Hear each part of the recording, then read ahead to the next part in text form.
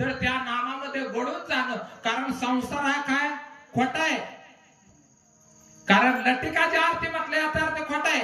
मग तुम्हाला खोट्यासाठी एक दृष्टांत सांगतो.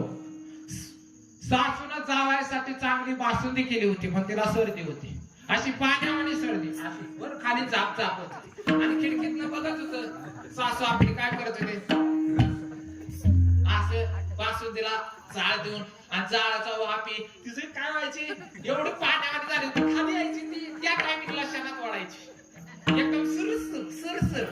त्यावेळी जावाय बापू निरीक्षण चांगलं होतं बरं का बासुंदीचं. आणि बासुंदी ती काय होतं, सुर करणी खाली एक टिपका पडतो वाटण्याच्यात, कंट्रोल झालं नाही.